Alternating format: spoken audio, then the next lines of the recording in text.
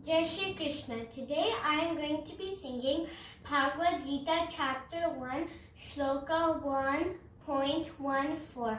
Let's start. Tatah shvete hayeryukte mahati sayandane stito madhava pandava chaiva divyo shanko pradadmatuhu. Hello friends, today's video has two parts. This was the first part. नमस्कार दोस्तों, जय श्री कृष्ण। कैसे हैं आप सब लोग। तो मित्रों, इस श्लोक में बहुत ही सारी महत्वपूर्ण जानकारियां दी गई हैं। सबसे पहली जानकारी दी गई है about optimisation of the resource.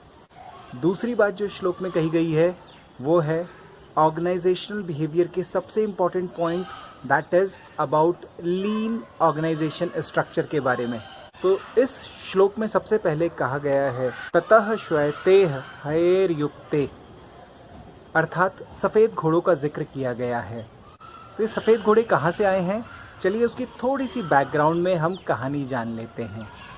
तो ये बात तब की है जब कुंती अपने पांचों पांडवों के साथ में वन भ्रमण कर रही थी और भ्रमण करते हुए पांचाल देश को जा रही थी। तो पांडव जब पांचाल देश जा रहे थे तो रास्ते में गंगा जी थी और गंगा जी के निकट ही सोमाश्रयायण नामक तीर्थ था। तो इस तीर्थ में गंधर्वों का राजा, अब गंधर्व किसे कहते हैं, महर्षि कश्यप और देवी अरिष्टा से उत्पन्न हुई संतानों को गंधर्व कहा जाता है। और गंधर्वों का प्रमुख कार्य जो था वह नृत्य की कला में बहुत ज़्यादा निपुण थे।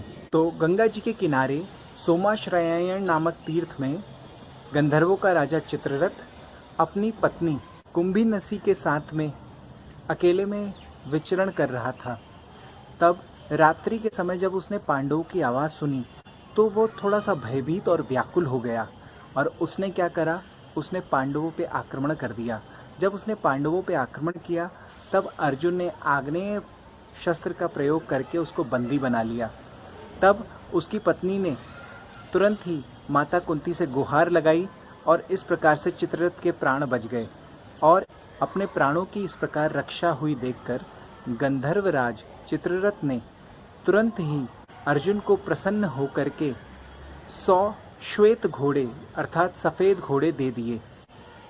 कहने का तात्पर्य यह है मित्रों, अगर आप अपना कर्म करते जाएंगे तो आपको बाय डिफ़ॉल्ट उसकी उपलब्धियां हासिल होती जाएंगी। If you do actions you will automatically gate rewarded even without having a thought of reward into your mind. श्लोक में आगे कहा गया है महती सयंदने स्थितौ, यानी कि यहाँ पे एक रथ की चर्चा हो रही है, एक दिव्य रथ की चर्चा। तो ये कौन सा रथ है, इसकी भी एक छोटी सी कथा है। तो चलिए सुनते हैं उस कथा को मित्रों। तो जिस समय पांचों पांडव इंद्रप्रस्थ में राज्य किया करते थे, इंद्रप्रस्थ आजकल के भूभाग में दिल्ली को कहा जाता है। तो जब पांडवों का राज इंद्रप्रस्थ पे हुआ करता था तब उन्होंने बहुत बड़े बड़े यज्ञ कराए और उस यज्ञ में अग्नि को विविध प्रकार की सामग्रियों का भी भोग लगाया, लेकिन सबसे ज़्यादा भोग घी का लगाया। और घी का भोग लगाने के कारण अग्नि को अजीर्ण हो गया। तब अग्निदेव साक्षात एक ब्राह्मण का रूप लेकर के इंद्रप्रस्थ में प्रकट हुए और पांडवों को अपनी व्यथा सुनाई और कहा कि मुझे अजीर्ण रोग हो गया है। तब पांडवों ने उनसे पूछा कि इस रोग की मुक्ति का उपचार क्या है। तब उन्होंने बड़े प्रसन्न मन से कहा कि अगर मैं खांडव वन को पूर्णतः जला दूं तो उससे मेरा अजीर्ण रोग शांत हो जाएगा।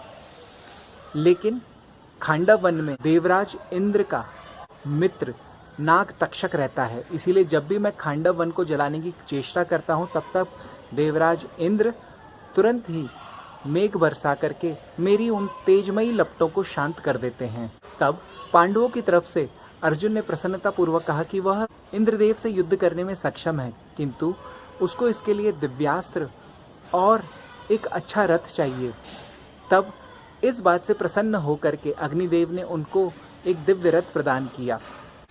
उस रथ की विशेषता ये थी कि वह स्वर्णमय और तेजोमय रथ में कई प्रकार के अस्त्र शस्त्र आ सकते थे और शास्त्र कहते हैं कि 9 बैलगाड़ियों में जितने अस्त्र शस्त्र आ सकें उस अकेले रथ में उतने अस्त्र शस्त्र आ सकते थे। तो इस कथा से हमें क्या बात सीखने को मिलती है? इस कथा से हमें दो बातें सीखने को मिलती हैं। सबसे पहली बात कि हमें रथ कब मिला। रथ मतलब रिसोर्सेज। हमें रिसोर्सेज कब मिल सकते हैं? When we are ready to accept the challenge.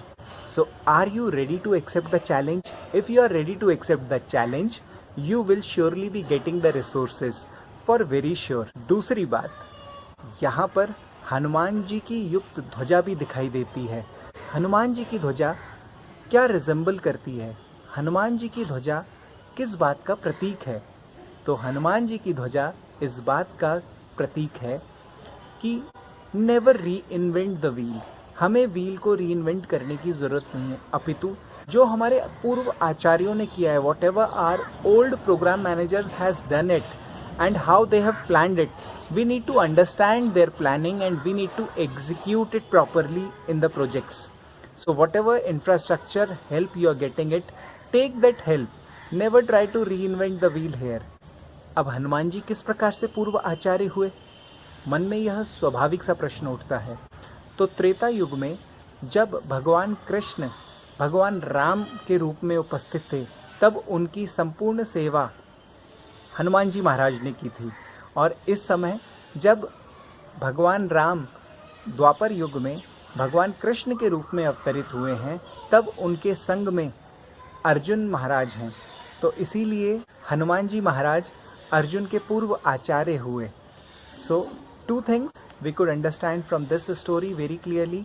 Number one, we will be getting the resources only when we are actually taking the task. Number two, we need not to reinvent the wheel.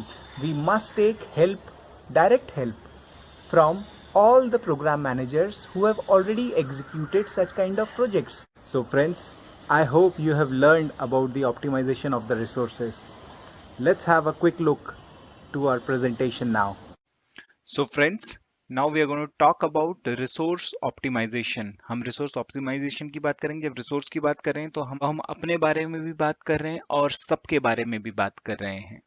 तो Gita chapter 1 shloka 14 के हिसाब से हम ये बात कर रहे हैं। तो अभी तक हमने क्या क्या चीजें सीखी? हमने पहली कथा सुनी, the first story goes for the forest, जब माता कुंती अपने पांचों पांडवों के साथ में जाती हैं और उनको गंधर्वराज मिलते हैं और किस प्रकार अर्जुन गंधर्वराज से लड़ते हैं। तो फर्स्ट स्टोरी जो है फॉरेस्ट की स्टोरी है। Forest basically resembles difficult times, right? क्योंकि पांडव जो हैं इस समय एक यात्रा पे निकले हुए हैं और बहुत डिफिकल्ट टाइम्स में जी रहे हैं। तो इस डिफिकल्ट टाइम के दौरान इस स्टोरी से हमारी क्या लर्निंग है कि we should utilise this difficult time by continuing the practice. We should not leave the practice. हमारा जो बेस्ट है हमें कंटिन्यू करते रहना चाहिए। So difficult times is directly proportional to self practice. It is directly proportional to self preparation. दूसरी जो कथा है वो तब की कथा है जब वो इंद्रप्रस्थ के राजा थे। तो राजा यानी कि महल, तो महल किसका रिजेंबलेंस करता है या राजा किसका रिजेंबल करता है? राजा रिजेंबल करता है पावर का या फिर गुड टाइम्स का। So how to utilise the good time? So we should utilise the good time by helping others with the skills that we have learned during the difficult times, right? So good times is always directly proportional to helping others through the skills that are being learned in the difficult times. और साथ साथ में this means when you are helping others, actually you are developing the resources, right? So it is also directly proportional to resource development. तो इन दोनों stories में common बात हमें क्या चीज समझ आती है? क्या कॉमन है? What is common in between the two stories? The most common thing that we could understand is whether it is a good time और difficult time, the task owners always get the resource irrespective of time. जो task owner रहेगा, जो task को own करेगा, उसको हर बार resource मिलेंगे। Let it be a difficult time और let it be a good time. अब हम बात करते हैं एक मिथ की। ये मिथ बहुत ज्यादा प्रचलित है। मिथ ये बोलता है कि ऑप्टिमाइजेशन ऑफ रिसोर्स जो है वो रिडक्शन ऑफ रिसोर्स होता है। नहीं, optimisation of resource is not reduction of resource. Reality क्या होनी चाहिए? रियलिटी ये है, optimisation is about utilisation of resource. हमने यहाँ पे जो वर्ड यूज करा है वो utilisation in the difficult times and utilisation of the good time की बात करी है। सो रियलिटी जो है रिसोर्स के बारे में कि optimisation is all about utilisation. फिर हमने जो बात करी वो हनुमान जी की ध्वजा की बात करी। हनुमान जी की ध्वजा क्या बताती है? that we should never reinvent the wheel. There is no need to reinvent the wheel for the kind of process if it is highly repetitive. What does that mean? It means that we should not repeat the mistake. We should learn from the experience of our previous programme managers. तो हमें quick learner बनना पड़ेगा, और साथ में task owner बनना पड़ेगा. जब हम टास्क ओनर बनेंगे हमें ऑब्वियसली रिसोर्सेज मिलने लग जाएंगे, और रिसोर्सेज अगर मिलते हैं तो we should learn from the quick mistakes done by the previous managers or the support or the infrastructure being left by them, and we should continue our journey through that path. So I believe you're going to understand the overall concept of resource optimization for self and for everyone. Thank you so much. Jai Shri Krishna. Thank you for watching our video. Please don't forget to like, comment, and subscribe, and press the bell icon.